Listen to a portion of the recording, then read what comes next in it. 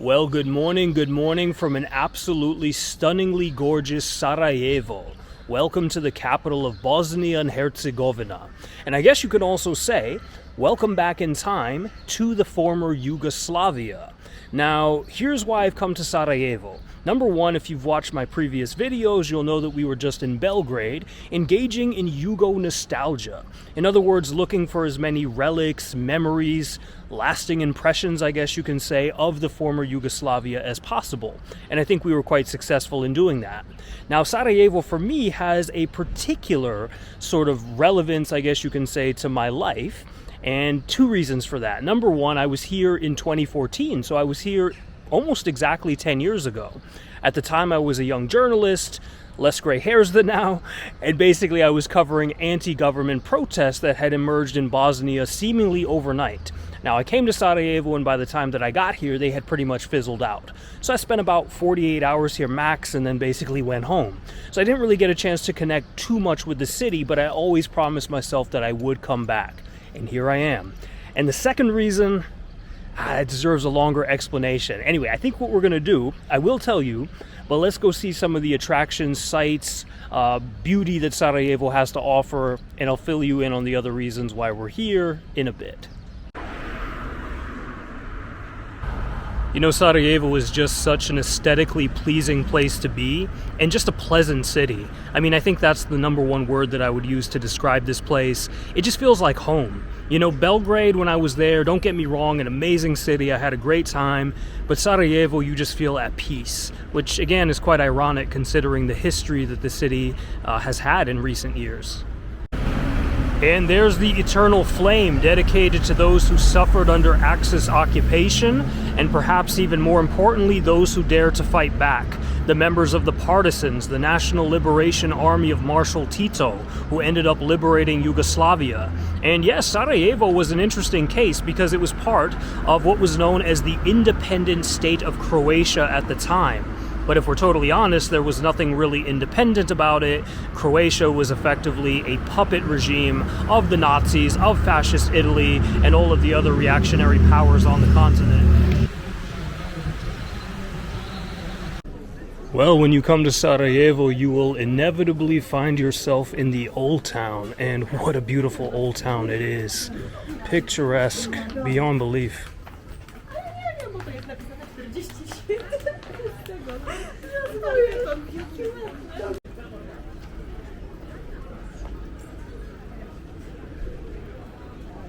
You know, just being here today, I think Sarajevo, and I know this is a big statement, but I think it shot into my top 5 cities worldwide. It's just such a pleasant place to be. I know I've said that before, but I'm going to keep emphasizing it over and over and over again.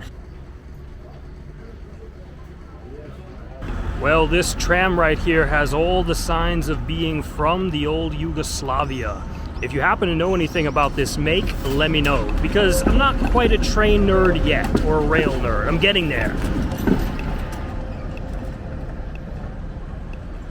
You know, you can't come here to Sarajevo without being reminded of how absolutely tragic the dissolution of Yugoslavia was. You know, Tito's dream of a united Yugoslavia, peoples and nations living together harmoniously, would give way to the wars of the early 1990s and the mid-1990s. And Bosnia was, I guess you can say, one of the most striking examples because of how ethnically diverse it was and still is. So, you know, you had the Bosnian Serbs, the Republika Srpska, basically fighting against the Bosniaks or the Bosnian Muslims, the Republic of Bosnia and Herzegovina, and then of course you also had the Bosnian Croats involved in this, and I mean just absolutely horrific, the events of the early and mid-1990s. There is a fragile peace in effect, and it seems to be holding, but those scars are so recent. Another very grim reminder that Sarajevo and its people have suffered enormously in the last 3 decades, and here you actually see the memorial to the children killed during the siege of Sarajevo between 1992 and 1995.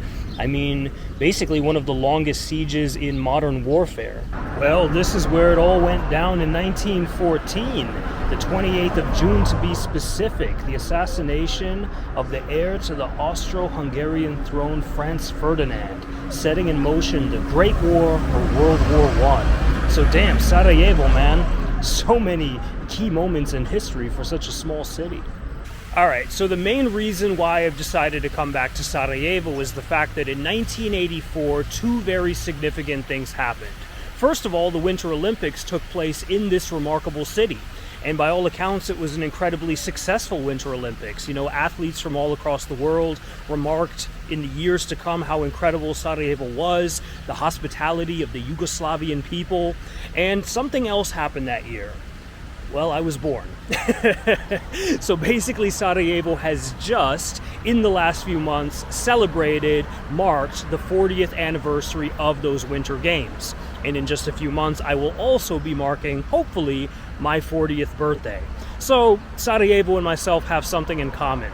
Well, with that being said, here's our first landmark related to those Winter Games, the old Holiday Inn. Now still a hotel, but known simply as the Hotel Holiday. And it was built specifically for the purposes of those Winter Games. And actually a funny story, when the construction workers were seeing the way that the building was turning out, some of them were remarking, well, this surely is a joke. The building can't look like this. What is this? So definitely does mark the skyline of Sarajevo today in a very unique way, 40 years later. Wouldn't it be incredible if the Olympics were able to come back to Sarajevo at some point? I mean, you already have stuff like this, which is basically good to go. You just have to spruce up some of the venues. I mean, here we are 4 decades later, and half the signs still allude to venues, locations, landmarks from those games. Well, we're making our way towards something known as the Skenderia, which was the Olympic ice ring. So a very key venue for those Olympic Games. By the way, war zone? You don't say, in Sarajevo. But yeah, this is basically it. It looks a little bit run down, like you would actually anticipate a lot of the sort of, well, once really pristine modern buildings constructed for those Olympic Games would be today.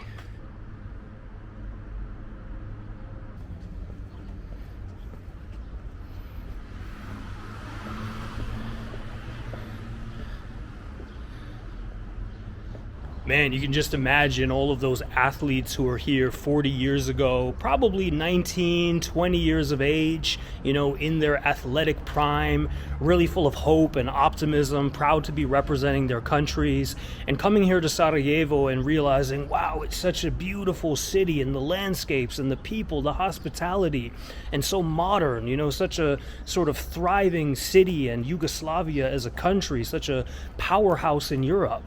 And I would imagine, you know, for them to come back here in the subsequent decades, you know, and those who have returned recently to see a venue like this, which, you know, some of them would have participated in or at, I can't even imagine their sort of reactions to that. Well, I suppose we can't make a film about the Olympics here in Sarajevo without visiting the Olympic Museum, so here we go.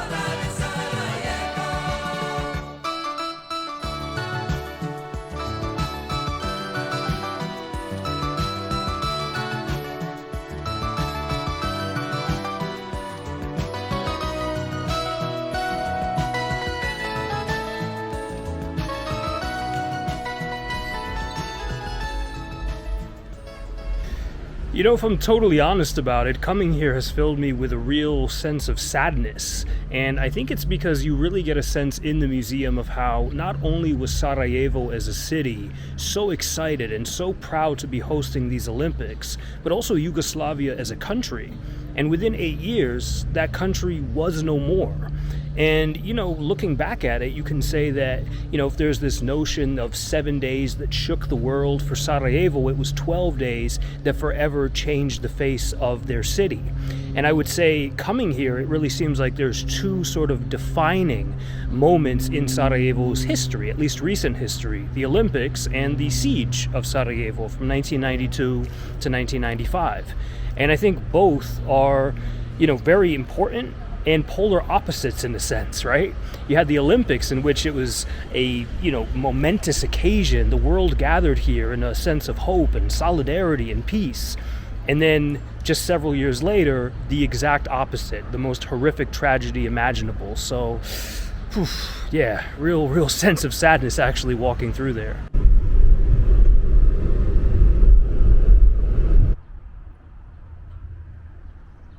And here's the Olympic Hall, named now for Juan Antonio Samaranch, head of the International Olympic Committee at the time. And yeah, the hall was completely destroyed during the war and has been nicely rebuilt ever since. And they actually do use it now for a lot of indoor sports.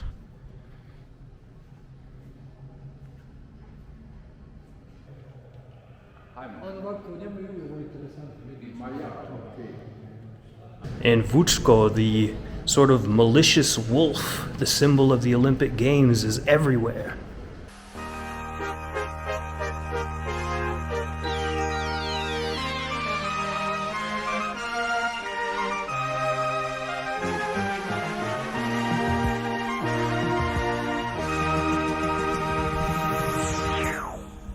Well, there it is, where the Olympic flame would have burned 40 years ago.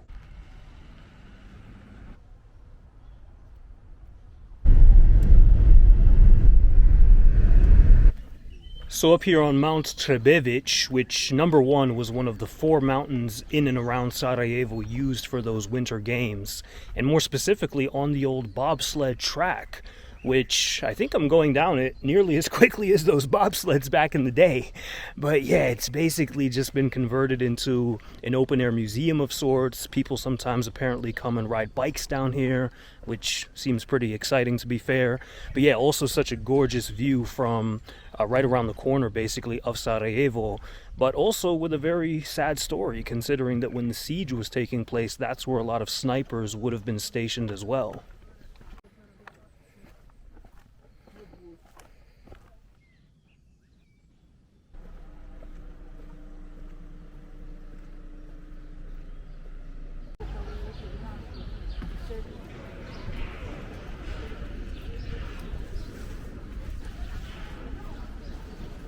Now, how could we come to Bosnia without doing something related to the legacy of Big Bro Tito? All right, let's do it, man. This is supposed to be a very interesting, I was gonna say, very interesting self-guided museum. You can only pay by card here, so, oh wow, this is quite high tech. 10 convertible marks, so about what, €5? Wait, how do we do this?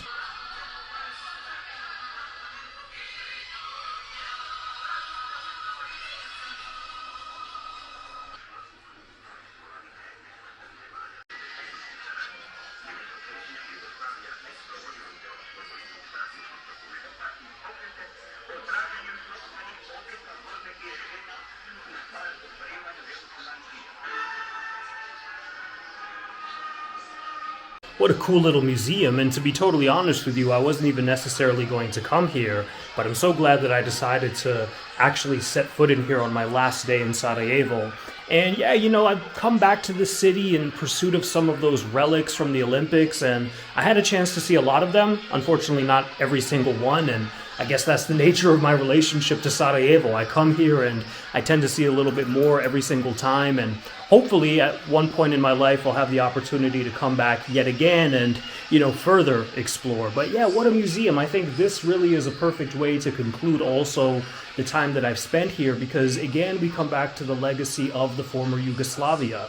And with all of the scars that this city has from the mid-1990s, from the siege that lasted for those 3 years, well, I think that's why there's also so much reverence for the Olympics. I think there would be anyway, because it was such a, incredible Olympic Games, but also because it's a reminder of a much better time.